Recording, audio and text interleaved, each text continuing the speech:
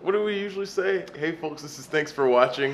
Is that it? Well, we usually say like, welcome to thanks for you can watching. Say this is thanks for watching and I'm Christian Brent. That's fine. Okay. Either way. Yeah. What do we usually say? What do I do with my hands?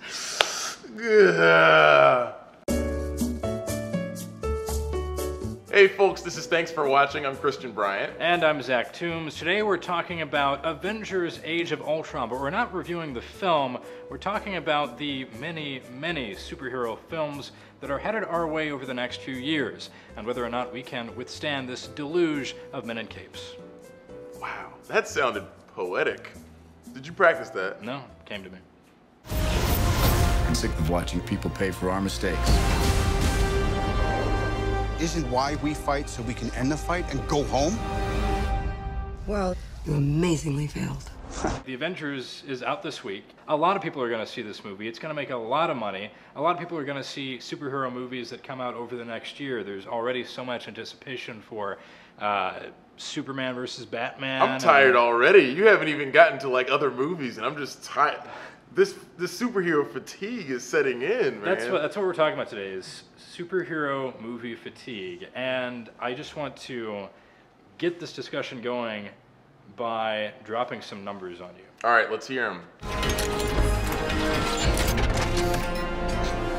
All right, everybody, stand down.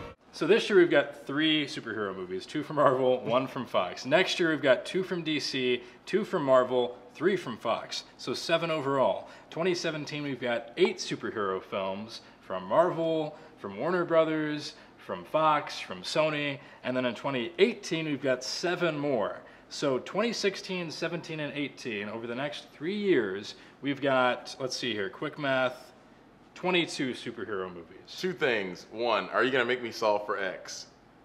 If you have Thor on one train, Jesus, I knew this was going coming. 60 miles This per almost- hour this almost- toward a summer blockbuster date. And maybe that's just how absurd this is. When you see, Disney do their upfronts, or any other studio lay out their schedule, it looks ridiculous because you have all the superhero logos built on the timeline, and you can actually see the visualization of every summer blockbuster for the next 4 years being about someone in a cape or a rubber suit. Big man in a suit of armor. Take that away, what are you? Genius, billionaire, playboy, philanthropist. I don't want to infuriate superhero movie fans out there, of which we are too. We are superhero. We are. We're fans So of we're these one movies. of you, but We come in peace, and I don't want to give the impression that there's some sort of innate negative to having all these superhero movies, because as long as people are seeing them and as long as they're making money, what's the harm, right? Why not get the supply? That's the risky part, though. That's the risky part. They've laid out this schedule, and the risk is that, hey, we are anticipating that people will not get tired of seeing these blockbuster Marvel Avengers movies, the Avengers sequels, Infinity War, and 1 and 2, all of these other offshoot films of other characters that we haven't even introduced yet. Right. I mean, they're banking on the fact that people aren't going to be fatigued. There's not going to be a superhero malaise. They joined S.H.I.E.L.D. to protect people. Captain, to build a better world sometimes means tearing the old one down. I think one way Marvel and Warner Brothers DC and Fox and Sony can ensure themselves from superhero fatigue among their audience is making superhero movies that kind of break that genre a little bit. And we've seen that. Captain America Winter Soldier was a spy movie. And a damn good spy movie. Almost more than it was a superhero movie. It was a spy thriller. And Guardians of the Galaxy, we've talked about that one before. I mean, Star-Lord. Who? Well, Star-Lord, man. Legendary outlaw. guys, that was a funny superhero movie. It was a genre-breaking superhero movie. I think the fatigue sets in when we see so many stories that are origin stories and so many stories that are straightforward superhero films.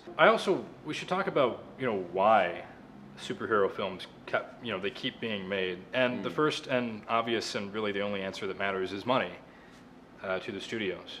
And they've been successful. They have been. They've been wildly successful. And also you have to look at trends in the movie-going market, because superheroes, unlike a lot of film genres, have international appeal. You know, Superman, Batman, the Avengers, these are icons that are globally known already. There's a built-in audience.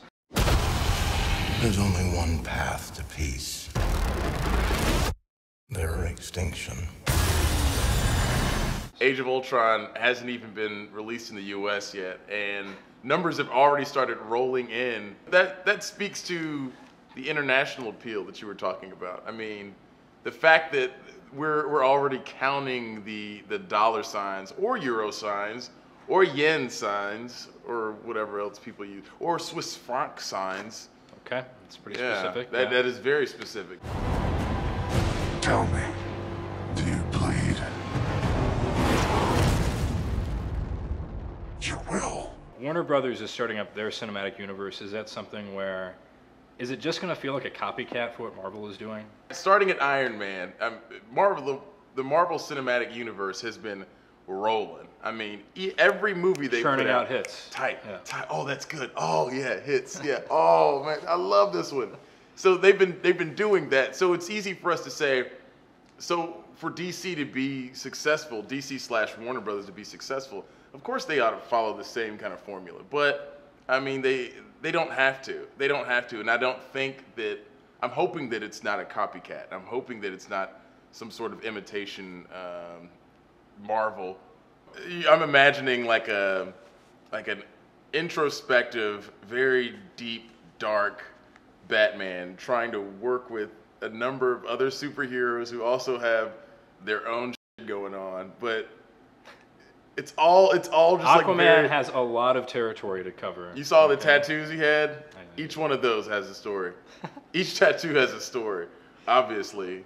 Yeah, and does this culminate with a Justice League versus Avengers film? Oh wow, there's no way. I think, isn't that the logical conclusion to all of this? It's almost like mixing cross corporation. Oh God, of course not. Thanks for watching.